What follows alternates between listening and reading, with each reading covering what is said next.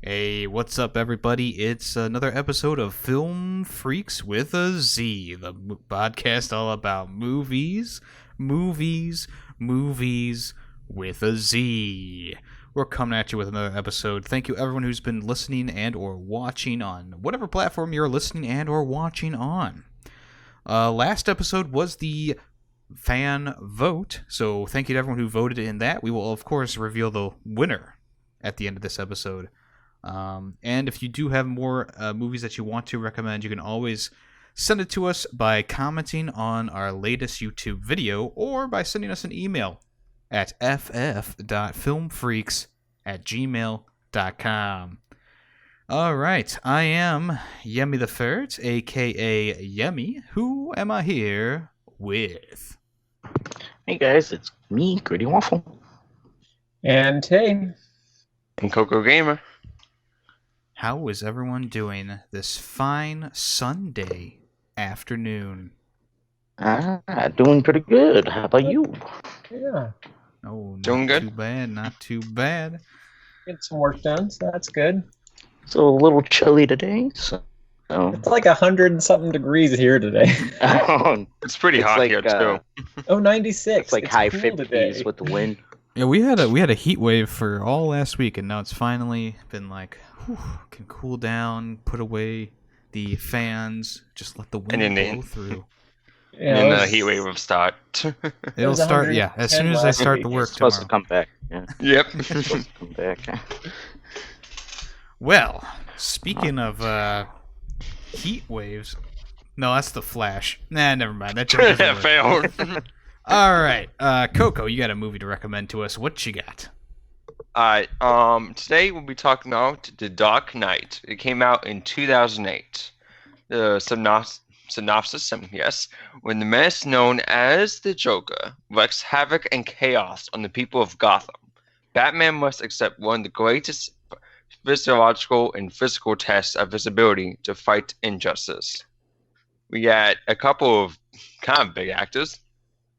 Christian Bale, Heath Ledger, Aaron Eckhart, Michael Caine, Maggie Gyllenhaal, Gary Oldman, best last name ever, Morgan Freeman, and I'm not even going to tell you that. Yep, that's me, the actors for today.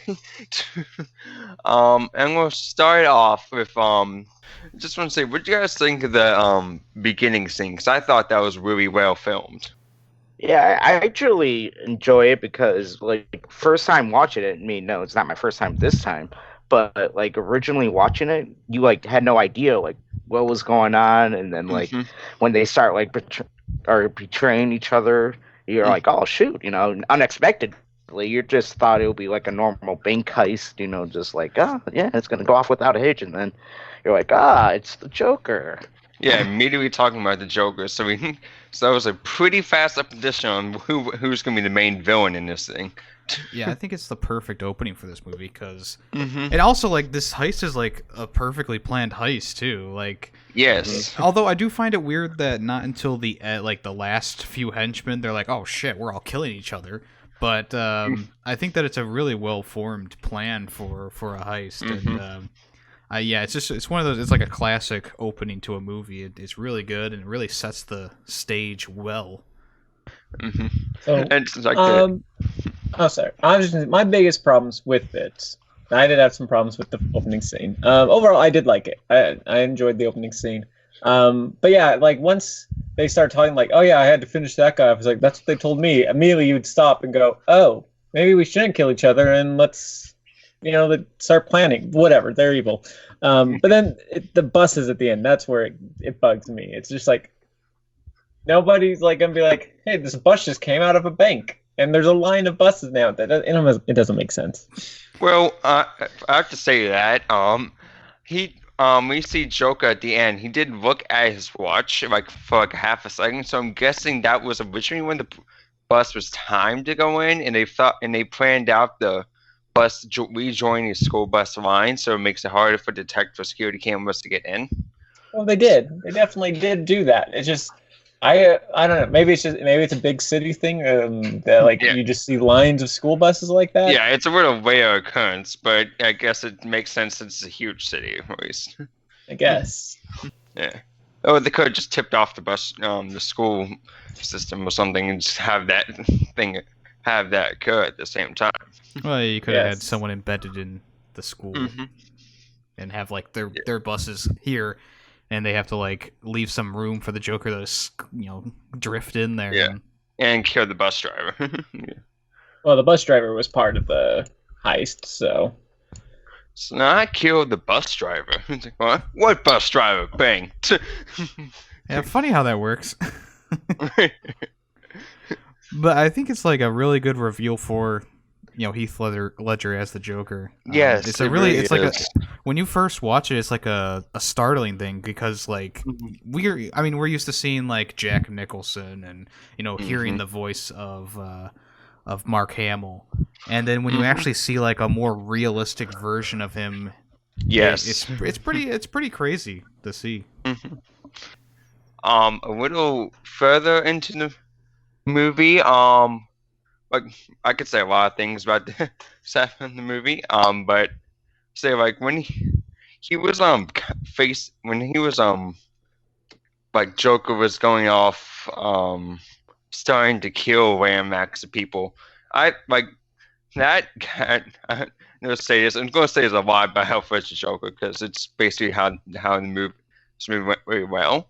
But it shows perfectly of Joker of his psychological, like his twisted sense of humor and his twisted sense of planning of just of trying to expose the Batman and not kill the Batman but expose the Batman. That he says like people like him only make things worse.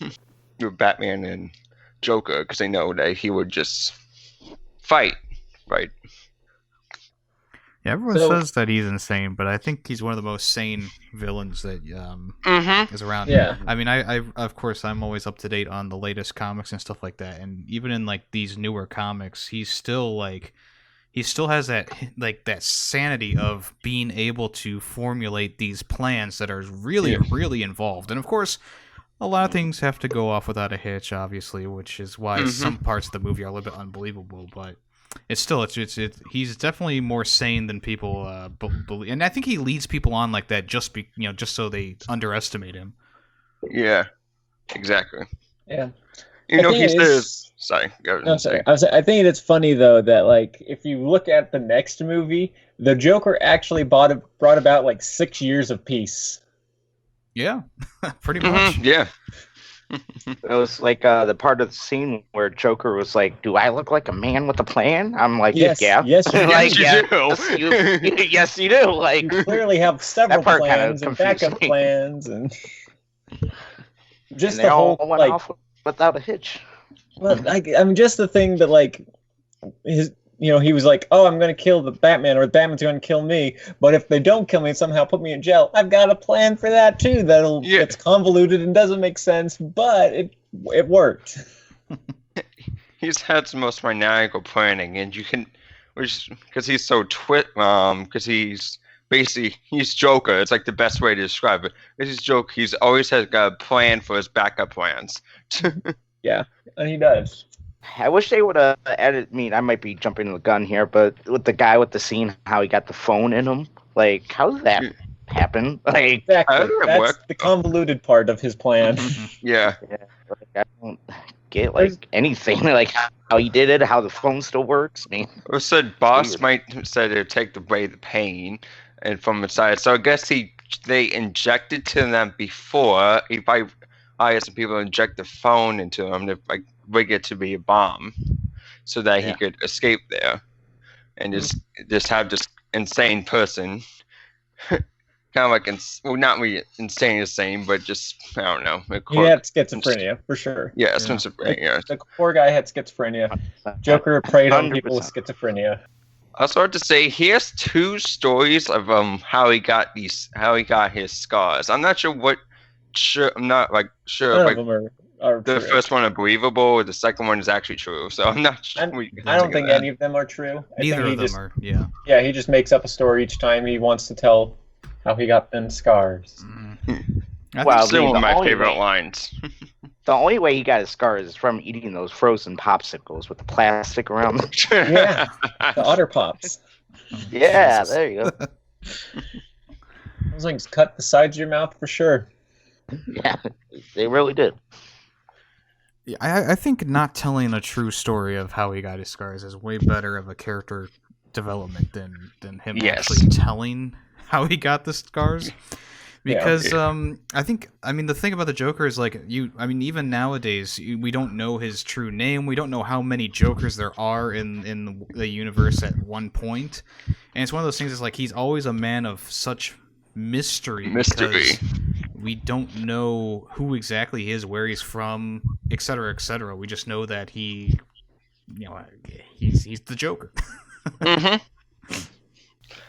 Also, I love the part where like Batman says "Let it go," and he's just, what a very poor choice of words.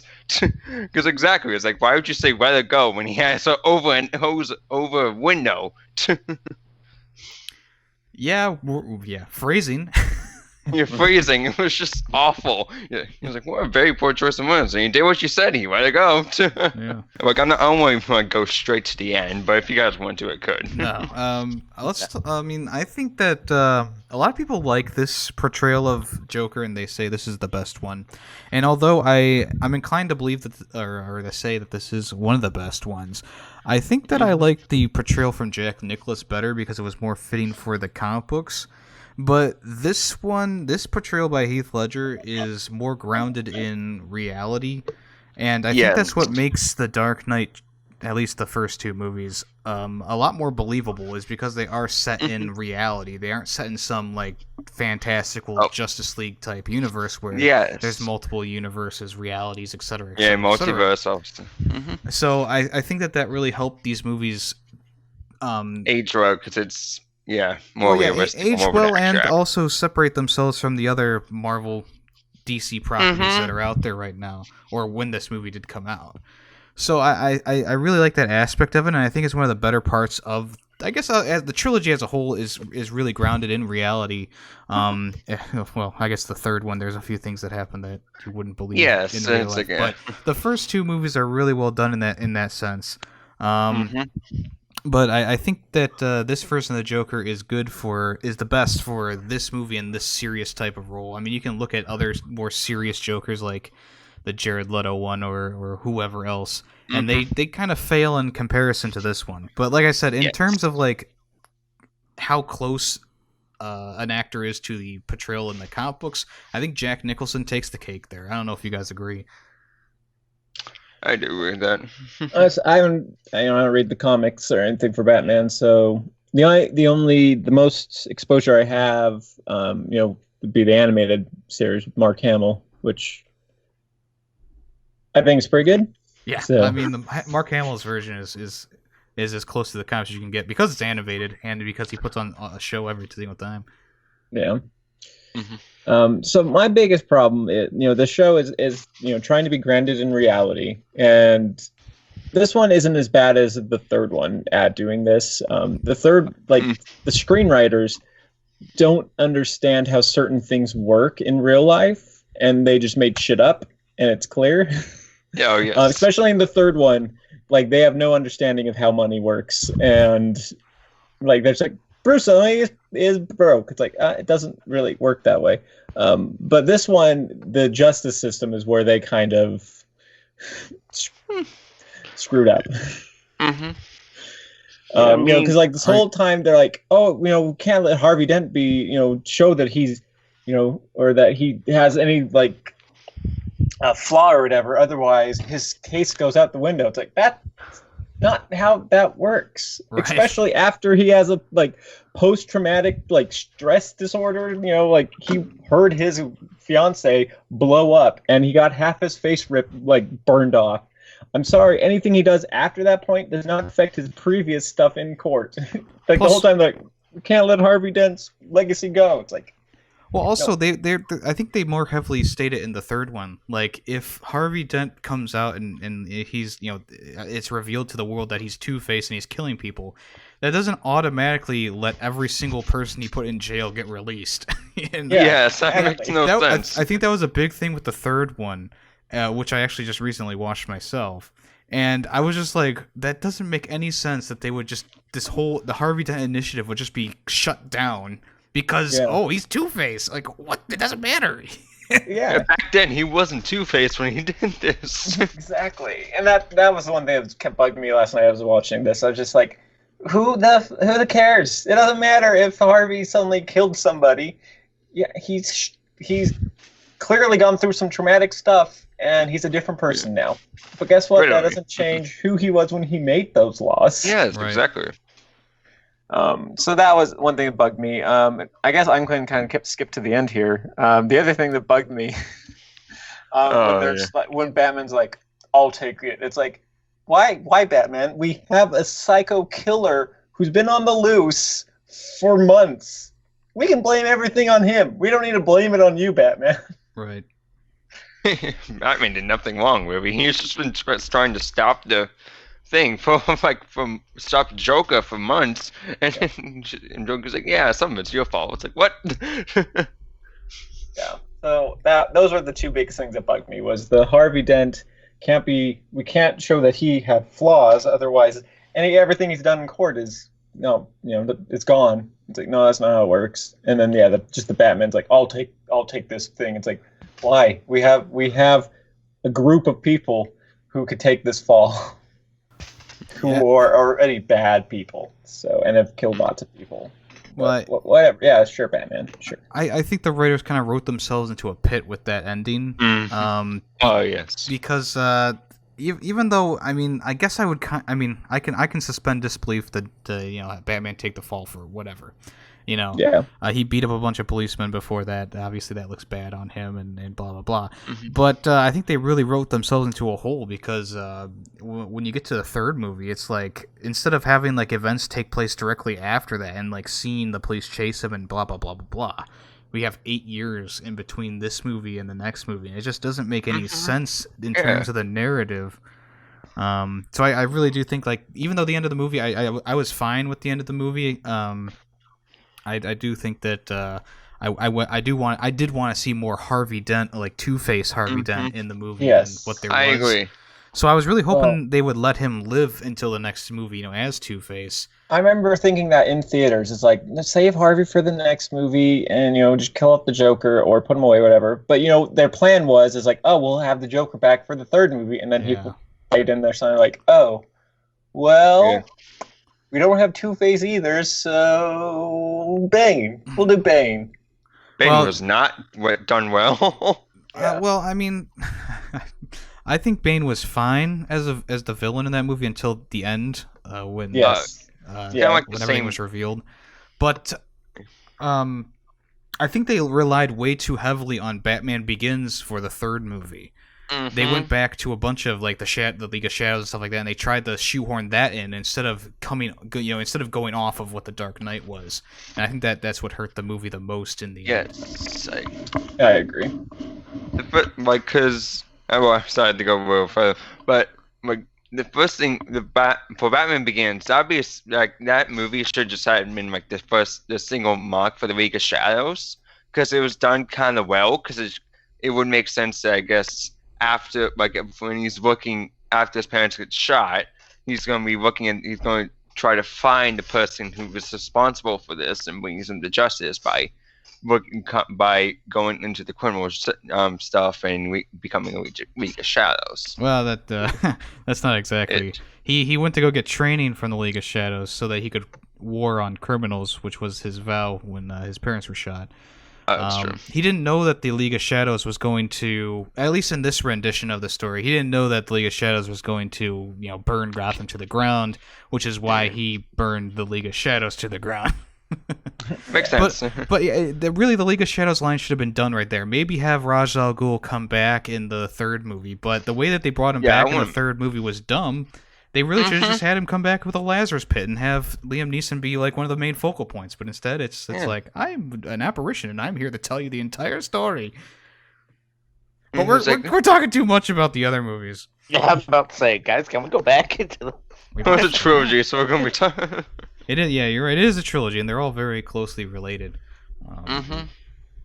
But, yeah.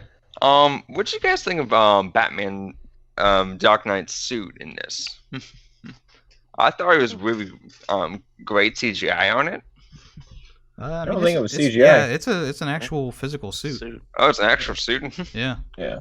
It's really well done. Cause Yeah, it's really good. Yeah, it's done. Oh. My biggest problem, like the suit was fine. I mean, it looked a little, because I remember it was a big deal when it was released originally. The neck part, it's like that looks a little weird, but okay. But it makes sense why that he wanted a neck so he can turn his head. Yeah, turn his head. Because he's agile, not unlike bulky. the old Batman movies where Michael Keaton's like having to shift his entire body over to look. Yes. Oh yeah. I like the design of the pretend Batman. I think like the hockey, like just how they kind of look like they've been thrown together, and I love that scene in this one where Scarecrow's gang is kind of like hiding from Batman for the most part. They're trading drugs with these guys, and the fake Batman come out, and it's a really cool like. Because you're expecting it to be Batman at first, but then he pulls out a gun and he shoots someone, and it's like, oh, what the hell is going on? There's like a bunch of them, and I think that's like a really cool like subversion of expectations right there. It's a really cool scene. You're just seeing a bunch of cops and he sees like it was more copycats. So you're saying saying this has been happening for a while. It shows like Gotham is always signs of Gotham wanting to help people. But why would you do that? Why would you want to dress up as a fake Batman? Like when everyone knows that like Batman is wanted, pretty much. Well, Nick, this is before the end of the movie, so yeah. Batman wasn't wanted yet. He was wanted. I mean, he was still getting killed, like wanted from. I guess you could see technically, the standing order from the police was arrest him on sight, but Gordon was breaking that rule. Yeah, Gordon wasn't to work with doing that law because he worked with him. Which is why he only worked with Gordon. Right. Because any other police would have.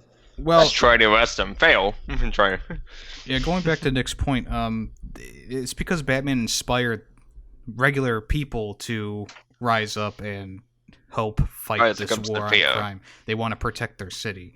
So that's why they felt, a reason to put on hockey pads and fake Batman masks and, all that stuff. Football pads. I'm not wearing hockey pads. Yeah. But...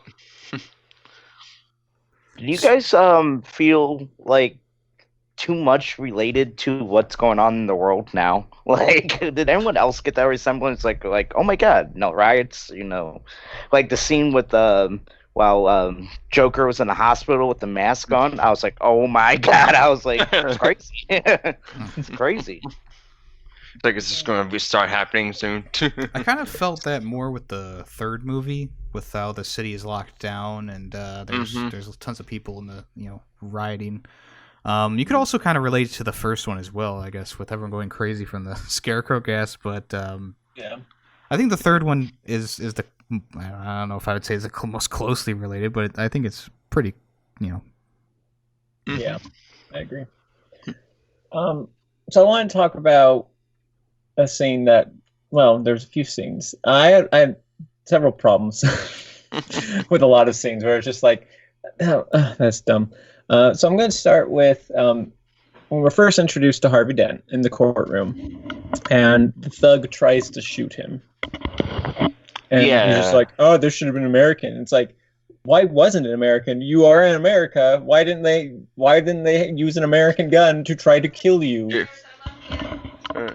I agree with that, because especially with these mafia people too, aren't they supposed to be like one of the biggest crooks in the city, and they use a Chinese gun that doesn't even work? Yeah, and it's just like they probably had several hundred guns from America that they could have given this guy, because obviously if he's going to kill Harvey here, it's not like they're trying to keep it, like, oh, they won't be able to track the gun. It's like they don't have to track the gun. They saw you do it. You were a fall man. But it's just like I was like, okay, that's just kind of dumb, but all right, whatever. The other scene was when they're escorting Harvey Dent, because he's claimed to be Batman, and they're like, oh, the road's barricade. I guess we have to go underneath. Where it's like, you guys could go, your cops with your sirens going. You can go into the other lane. Plus, and as they go by, you see there's enough space for a car to get by this like burning. It's like clearly a trap, and it's just like, what? Why, guys? We see it's Joker doing it because he's so ironic. Because like burning fire truck, it's on fire. Yeah. Well, my favorite part was during that scene where the SWAT guy is like, "I didn't sign up for this." It's like, yes, you did. Yes, you did. It's literally your job. Yep. It's like, you need something a lot bigger than this. Pulls out bazooka. Is that a bazooka? Yeah, I think that even though I love the scene where they go under the freeway or whatever it is, I love that scene. I think we could have done without the commentary from the second SWAT guy. I feel like it was just kind of like, it was just a little bit too cartoony, like, and he was saying things that were obvious. Like I get it, like going to him. I get going to him like every once in a while, but they did that in the first movie too. Like after they explained the whole Scarecrow's plan, like as the train's going, they kept cutting to a guy on like the control tower, and he kept just repeating everything that's going on, even though we just had heard it. And that was one thing that always bugged me in the first movie, where it's just like. And apparently they didn't learn their lesson. And yeah, I felt the same way this time, where it's like, okay, we don't need your commentary. Shut up. Batman's talk here now is so cool, though. Well, yeah, the Bat Tumbler is really cool. And I love how it transforms into a motorcycle when it's, too heavily damaged. I think that was one of the best reveals. And I think that if I was in a theater at that time, I'd be clapping. I'd be like, holy shit, that's fucking amazing. Yeah, I think everybody did. Don't worry. And let's say goodbye to Emperor up. Yeah. So here's something that before I went into this movie, I was talking with someone on Discord, and they said that The Dark Knight is only good because of the Joker. They said that any scene without the Joker was bad, but people rate it so highly because the Joker is in it. Yeah. I don't agree with this at all. After rewatching this movie, I can confirm that pretty much every scene in this movie is a grade A scene. And I don't know if you guys agree with me, but I think there are so many good scenes in this movie. And yeah, a lot of them involve the Joker, obviously. But there's a lot of great scenes in this movie without him that stand on their own. Exactly.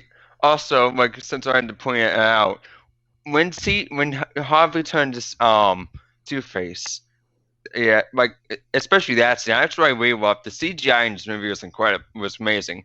Because Harvey's Two-Face face, I should say, was just extremely well done, and so much detail added to that face. Because you can see the eyeball of the red, you can see the mouth actually moving, and that mouth actually moving, and how the insides would look from you moving your tongue and parts of your inside your mouth, parts of your body and mouth.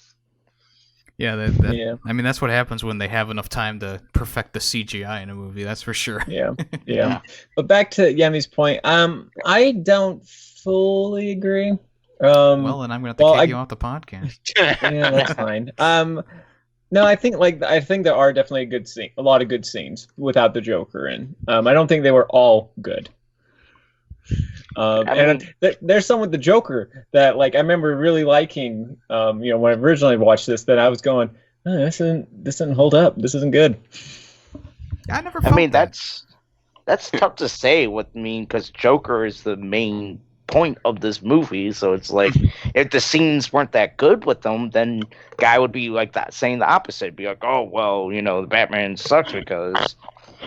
This Joker is supposed to lead these scenes, and he does a horrible job. Well, which one is it? They're gonna have a lot of scenes with Joker, and they're gonna really try to make it like as good as possible because he's gonna be the main villain and the main attraction during this whole movie. Well, yeah, definitely. But No, and I agree. There's a lot of good obviously scenes with not Joker, all there's a the lot of scenes are good. Yeah, there's not a lot all of the good scenes be without good. the The Joker. movie has that much time. There's some bad scenes with Jokers, and there's some bad scenes without the Joker. Which happens with a lot of movies. You have some just like I said, a lot of the scenes I've mentioned, like I kind of had a problem with this scene because of this. It's like most of those scenes weren't great. Obviously, like the fight under the tunnel was great. I just think the reason they went down into the tunnel and then that cop like just telling us everything point blank, even though it's like we can see what's going on. Shut up. Other than that, like those two things, like I don't understand why they went down in this cop. Those were the only two bad things about that scene. Yeah, but no, I agree. There were some scenes that were good without the Joker. There were some scenes that weren't that great with the Joker. So. Yeah, I didn't feel that. I guess two different people, obviously, but I'm over exaggerating. Every scene is without the Joker is good. I mean, obviously there are some scenes that are just like normal, Bruce talking to Rachel type scenes that are like, okay, well, it's not amazing, but my point is that like this movie does stand without like the scenes without the Joker do stand up. Yeah. It's not like without the Joker everything slams to a halt and you go, oh, what the heck is going on, like there are several scenes like the one we already talked about with Scarecrow and his gang meeting up with the Carmine Falcone gang, like that that scene is amazing. I think that the scene where Bruce Wayne meets Harvey Dent and Rachel at the restaurant, I think that's a great scene as well. There's so many that I can point to that are just good scenes without the Joker in them.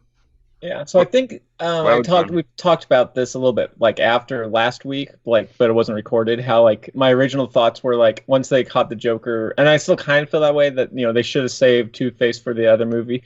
But I told you like the last half hour of the movie I hated completely. Originally, I have changed my opinion a little bit on that now. Watching it, okay, yeah, it's a little better, but now I've found other new problems, the little things that I can like. I don't like that they did that. I don't like that they did that. But so when you say last 30 minutes, like what's the last scene that you would go, oh yeah, that's a great scene, and then the rest, like what after that would be? Well, like originally it was like once they caught the Joker, everything after that was just kind of like why are we seeing this? So it's not even a half hour. It felt like a half hour, just because it's a really long movie. But all the Harvey Dent stuff didn't bug me as much as it did originally, like the Two-Face Harvey Dent stuff.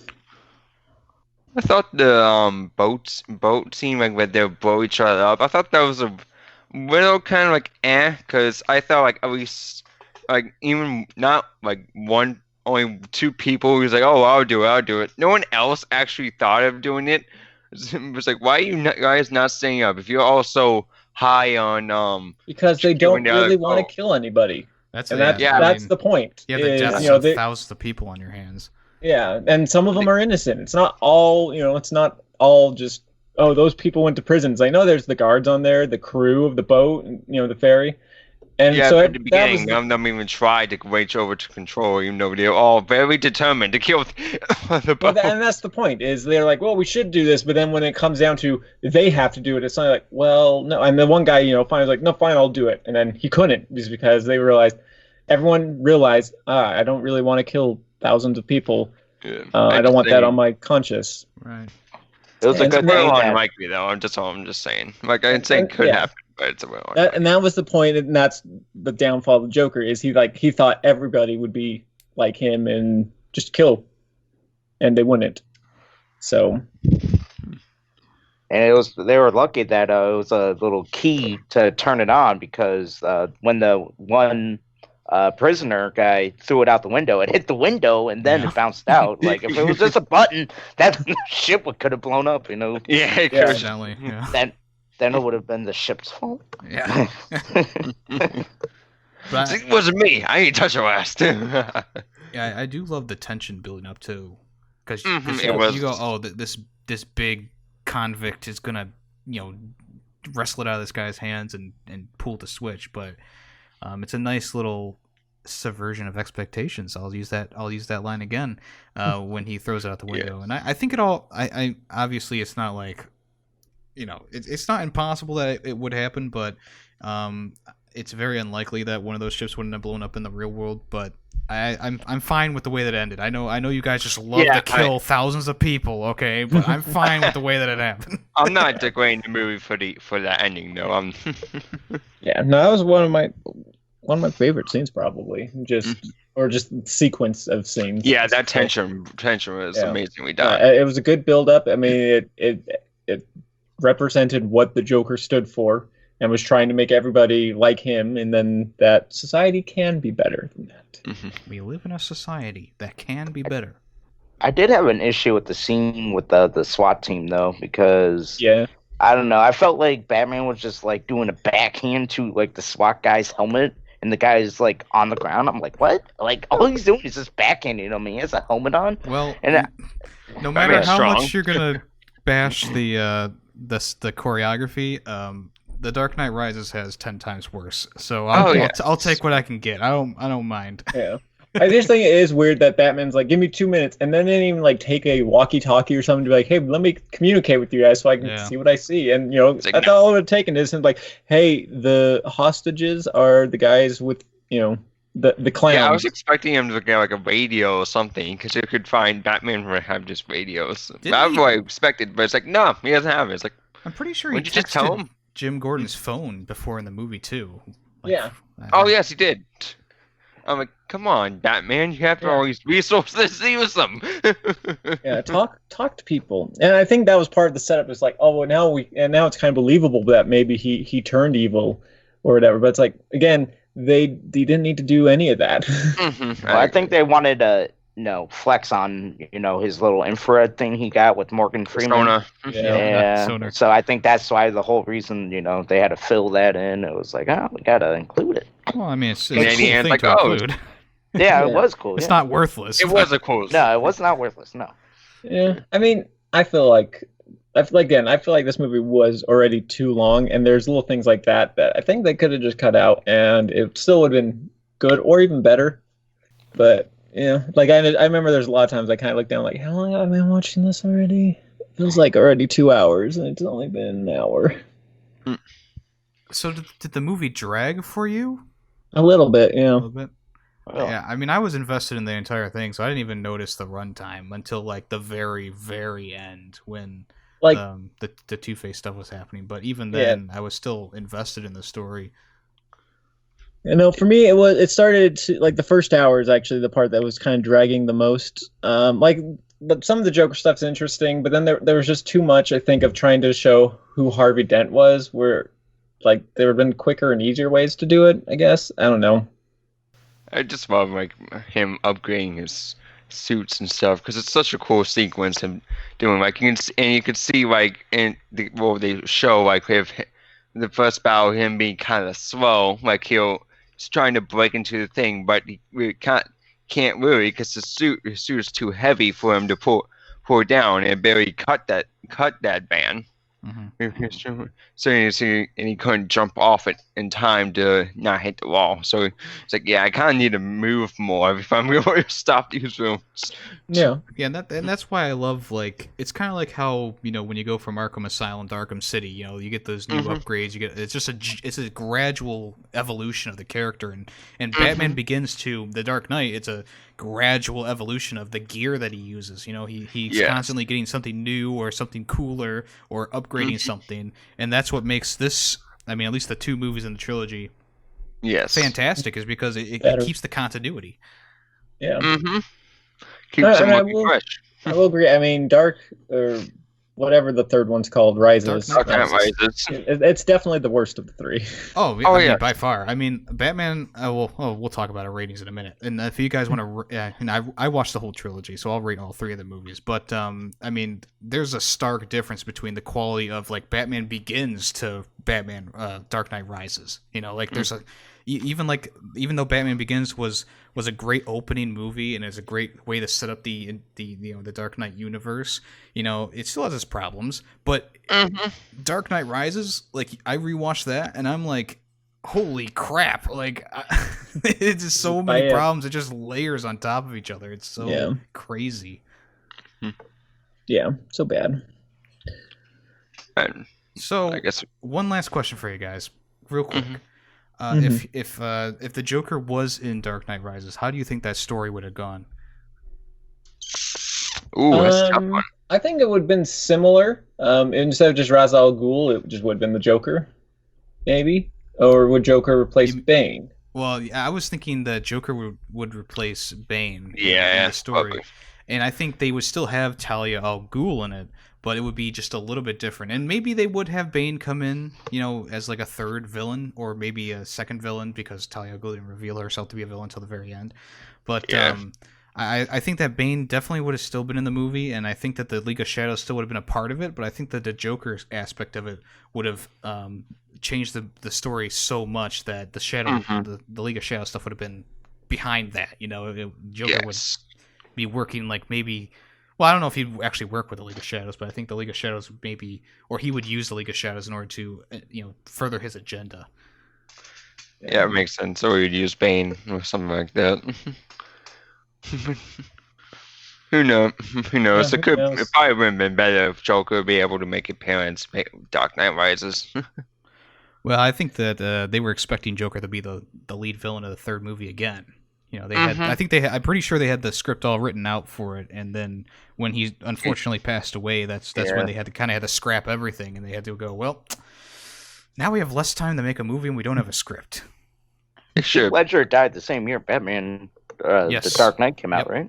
Yeah, he was struggling with just the character he had Depression. created, and depression, and it was Yeah. That Well, was a it big wasn't- issue, is because the movie apparently drove him to that. Like, it was a Well, big yeah, it wasn't just controversy. Dark Knight, because he did Dark Knight, and I can't remember what it's called. It's a weird title, but he was like a kind of a bad villainy character in another movie, like that they filmed almost back to back, and the two together just He broken. probably really overused and overworked himself.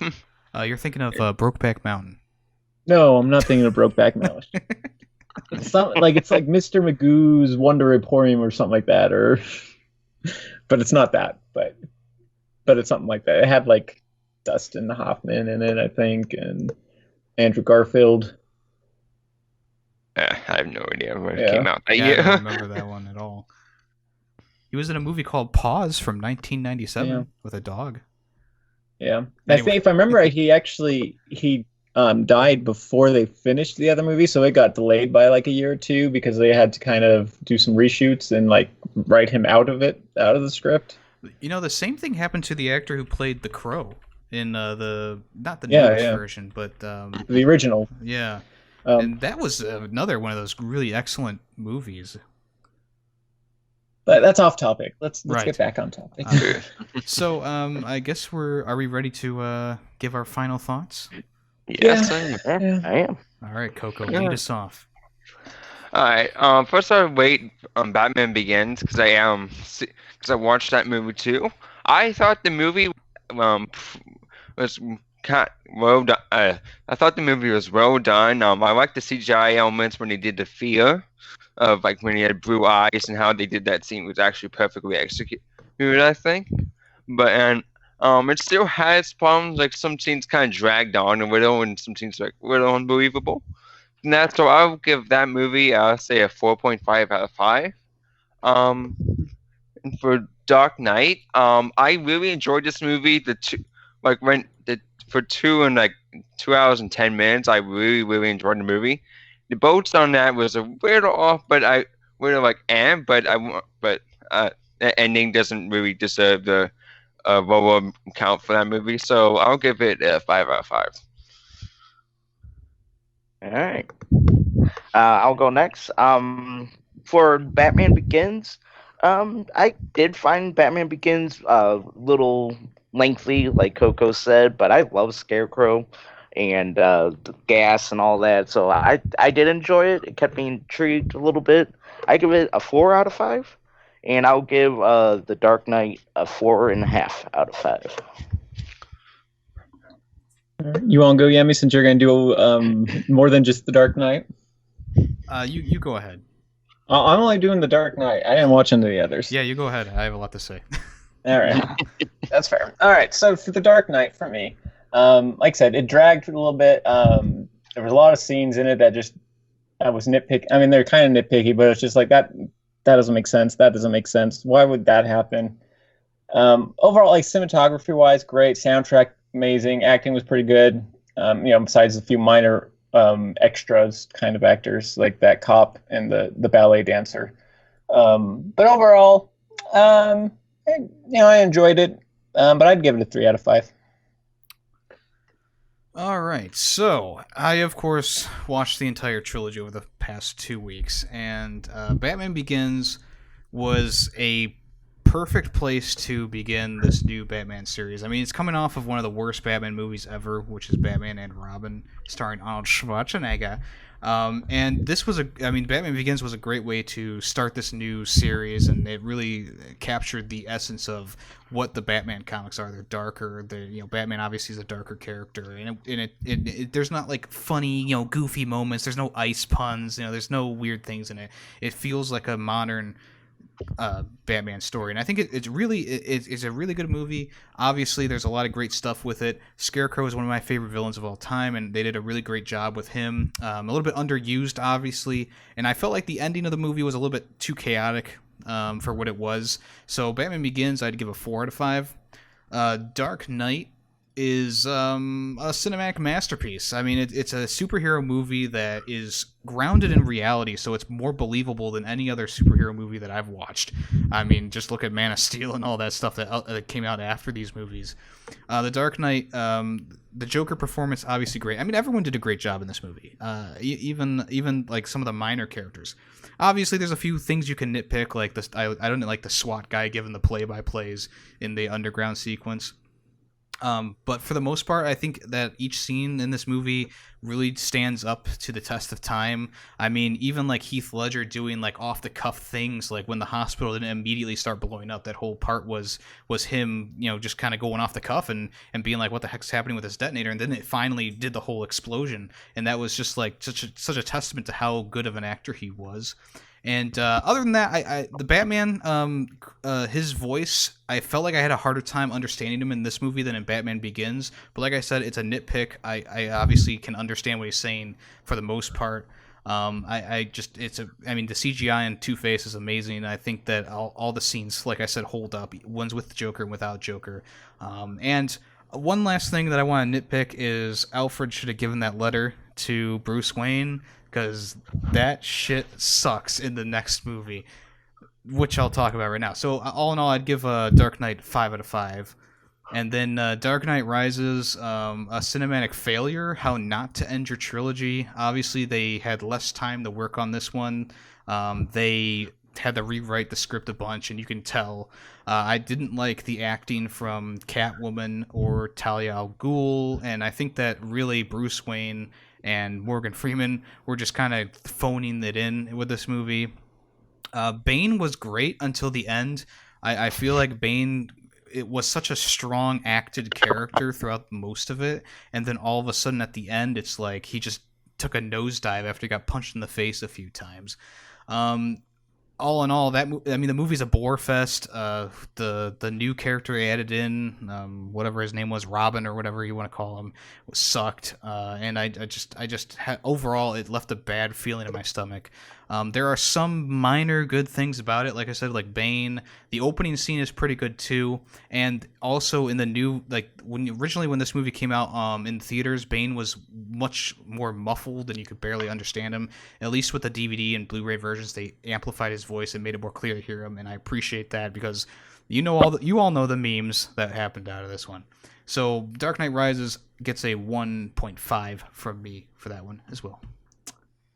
All right. So that's that. Y'all can leave the hate comments for Tay in the comments below. But Bring it. let us announce the winner to our poll, which I'm sure everyone already knows. But Power Rangers from 2017 won, which was suggested by Andrew Michael.